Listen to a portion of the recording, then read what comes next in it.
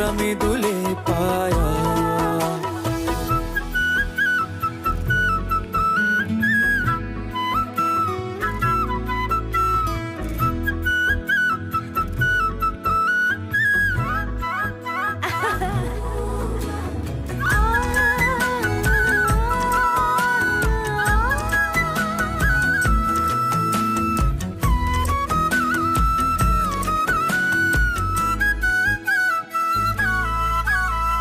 හොඳට ජලේ පිරුණු කලේ වගේ මගේ ආලේක බිඳුවක් පිටට නොයේ